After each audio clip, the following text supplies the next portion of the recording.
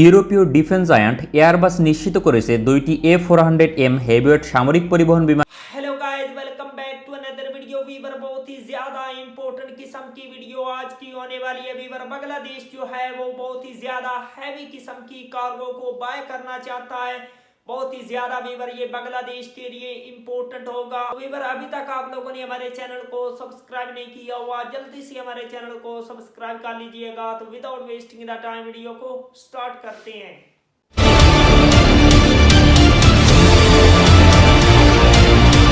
ইউরোপীয় defence giant Airbus নিশ্চিত করেছে দুইটি A400M হেভিওয়েট সামরিক পরিবহন বিমান অর্ডার করেছে মধ্য এশিয়ার দেশ কাজাখস্তান। বাংলাদেশ এয়ারফোর্সের জন্য ফোর্সেস গোল 2030-র আওতাধীন এই ধরনের দুইটি হেভিওয়েট ট্রান্সপোর্ট এয়ারক্রাফট ক্রয় করা হবে। হেভিওয়েট সামরিক পরিবহন বিমান একটি দেশের লজিস্টিক সাপোর্টের জন্য যুদ্ধক্ষেত্রে গেম চেঞ্জার ভূমিকা পালন করতে সক্ষম। একটি আদর্শ বিমান বাহিনী গঠনের জন্য শুধুমাত্র যুদ্ধ বিমান গুরুত্বপূর্ণ নয়, এর প্রকৃত উদাহরণ ইউরোপীয় দেশগুলো। ইউরোপের বেশিরভাগ দেশ তাদের বিমান বাহিনীর প্রতিটি সেক্টরে সমান গুরুত্ব দিয়ে থাকে।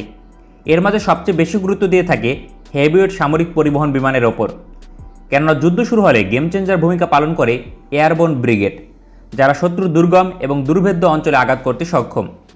একটি হেভিওয়েট সামরিক পরিবহন বিমান 100+ সৈন্য বহন করতে সক্ষম যুদ্ধক্ষেত্রে। তেমনই একটি হেভিওয়েট সামরিক পরিবহন বিমান এয়ারবাসের তৈরি A400M অ্যালটাস। বর্তমানে মার্কিন যুক্তরাষ্ট্র, ইউরোপীয় এয়ারবাস, চীন এবং রাশিয়াই কেবলমাত্র হেভিওয়েট ট্রান্সপোর্ট এয়ারক্রাফট তৈরি করতে সক্ষম। এর মাঝে মার্কিন যুক্তরাষ্ট্র বর্তমানে সব ধরনের হেভিওয়েট ট্রান্সপোর্ট এয়ারক্রাফট উৎপাদন বন্ধ রেখেছে। তাই পশ্চিমা দেশগুলোর সঙ্গে সুসম্পর্ক রয়েছে এমন সকল দেশ ইউরোপীয় এয়ারবাসের তৈরি A400M ট্রান্সপোর্ট এয়ারক্রাফট ক্রয় করে। সামরিক পরিবহন বিমানটি সম্পর্কে গুরুত্বপূর্ণ তথ্য: 1980-র দশকে ইউরোপীয় দেশগুলো রাশিয়ার বিপরীতে একটি হেভিওয়েট ট্রান্সপোর্ট এয়ারক্রাফট তৈরির প্রকল্প গ্রহণ করে, যার মেইনটেন্যান্স কস্ট এবং ফ্লাই আওয়ার কস্ট তুলনামূলকভাবে কম হবে। এবং মার্কিন যুক্তরাষ্ট্রের C-17 গ্লোবাল মাস্টার এবং C-130 সামরিক পরিবহন বিমানের মাঝামাঝি অবস্থানে থাকবে পেলোড বহনের দিক থেকে। কিন্তু পরবর্তীতে সোভিয়েত ইউনিয়নের পতন হয় 1991 সালে। এতে পৃথিবীর সামরিক অগ্রগতি থমকে যায়, বিশেষ করে ইউরোপীয় দেশগুলোর প্রকল্প বন্ধ হয়ে যায়। কিন্তু 1990-এর দশকের শেষ দিকে নতুন করে পরিকল্পনা গ্রহণ করে, কিন্তু বরাবরের মতোই দ্বিতীয়বারও ব্যর্থ হয় ইউরোপীয় দেশগুলো। সর্বশেষ 2002 সালে এয়ারবাস একটি প্রস্তাব রাখে ইউরোপীয় দেশগুলোর নিকটে, বিশেষ করে কোম্পানির শেয়ার হোল্ডার দেশগুলোর নিকটে, যে একটি হেভিওয়েট সামরিক পরিবহন বিমান প্রয়োজন ইউরোপীয় দেশগুলোর।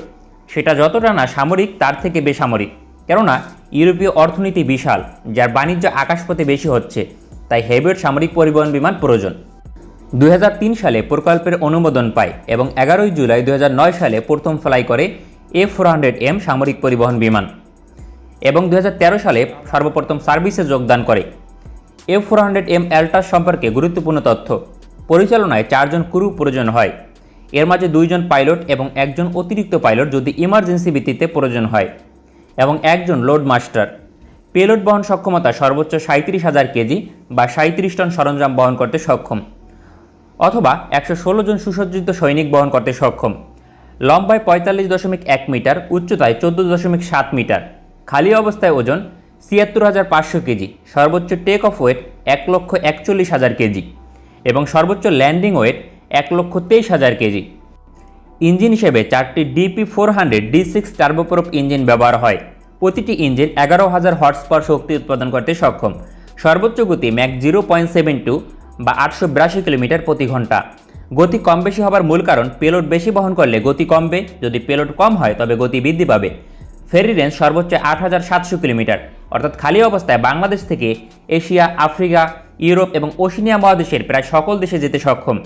তবে পেলোড বৃদ্ধি করা হলে রেঞ্জ কমবে, যেমন সর্বোচ্চ পেলোড নিয়ে 4,000 কিলোমিটার যেতে পারবে। যদি 20 টন পেলোড বহন করে তবে 6,400 কিলোমিটার পর্যন্ত যেতে পারবে। সার্ভিস সিলিং 12,200 মিটার, অর্থাৎ সর্বোচ্চ 40,000 ফিট উচ্চতায় উড্ডয়ন করতে সক্ষম, তবে পেলোড বেশি হলে কম উচ্চতায় উড্ডয়ন করতে সক্ষম। বিমানটি টেক অফ করার জন্য সর্বোচ্চ 980 মিটার রানওয়ের প্রয়োজন হয় এবং ল্যান্ডিং করার জন্য 770 মিটার রানওয়ের প্রয়োজন হয়। তবে এর সবচেয়ে বড় সুবিধা হচ্ছে রানওয়ে ছাড়াও যে কোনো রাস্তা কিংবা ফসলের মাঠে ল্যান্ডিং করতে সক্ষম, একই সঙ্গে উড্ডয়ন করতে সক্ষম। এখনও পর্যন্ত 9টি দেশ A400M heavyweight transport aircraft order দিয়েছে। সর্বমোট 200+। দেশগুলো হচ্ছে: জার্মানি 53টি, ডেলিভারি পেয়েছে 35টি; ফ্রান্স 50টি, ডেলিভারি পেয়েছে 18টি; স্পেন 27টি, ডেলিভারি পেয়েছে 8টি; ব্রিটেন 22টি ডেলিভারি পেয়েছে 20টি, তুরস্ক 10টি ডেলিভারি পেয়েছে 9টি, বেলজিয়াম 60টি ডেলিভারি পেয়েছে 2টি, লুক্সেমবার্গ 1টি অর্ডার দিয়েছে এবং ডেলিভারি পেয়েছে, মালয়েশিয়া 4টি অর্ডার দিয়েছে এবং 4টি ডেলিভারি পেয়েছে এবং সর্বশেষ কাজাখস্তান 2টি অর্ডার দিয়েছে। তবে এছাড়াও জার্মানি অতিরিক্ত 20টি অর্ডার করবে এমন পরিকল্পনা চূড়ান্ত করা হয়েছে। এছাড়াও পৃথিবীর একাধিক দেশ আগ্রহী, যেমন ইন্দোনেশিয়া। তবে কাজাখস্তানের ট্রান্সপোর্ট এয়ারক্রাফট 2টি কত মূল্য দিয়ে অর্ডার করেছে এটা নিশ্চিত নয়, তবে এর উৎপাদন মূল্য $80 মিলিয়ন। তবে রপ্তানি মূল্য প্যাকেজ সহ মালয়েশিয়ার নিকট $1.1 বিলিয়ন বিনিময়ে 4টি বিক্রি করেছে। সুতরাং মালয়েশিয়ার মূল্য প্রতিটির জন্য $275 মিলিয়ন। কাজাখস্তানের জন্য তাই ন্যূনতম $500 মিলিয়ন প্যাকেজ সহ ব্যয় করা হয়েছে 2টি ট্রান্সপোর্ট এয়ারক্রাফটের জন্য। সামরিক বাহিনীর বেশিরভাগ সমরাস্ত্র যুদ্ধ ছাড়া উল্লেখযোগ্য কোনো কাজে ব্যবহার হয় না। সেক্ষেত্রে চলতি হিসেবে সমরাস্ত্র একটি লস প্রকল্প হলেও वाह वंडरफुल वीवर, क्या शानदार किस्म की ये कार्गो है। बांग्लादेश बहुत ही ज्यादा हैवी किस्म के कार्गो एयरक्राफ्ट को बाय करना चाहता है। किर्गिस्तान B2 यूनिट इसके बाय करना चाहता है। तो वीवर बहुत ही ज्यादा वीवर ये पावरफुल किस्म की कार्गो है। बांग्लादेश डेफिनेटली चाहेगा इस तरह के और भी ज्यादा एयरक्राफ्ट को बांग्लादेश की फिजाइया को प्रोवाइड किया जाए ताकि बांग्लादेश को वीवर और भी ज्यादा सेफ बनाया जा सके। आई होप कि बांग्लादेश जो है वो ऐसी ही और ज्यादा स्ट्रॉन्ग कार्गो को बाय करने में डेफिनेटली कामयाब हो। अगर आप लोगों को मजीद इन्फॉर्मेटिव वीडियो देखनी है तो जल्दी से हमारे चैनल को सब्सक्राइब कर लीजिएगा। मिलते हैं आपसे नेक्स्ट वीडियो में इंशाल्लाह, तब तक के लिए अल्लाह हाफिज।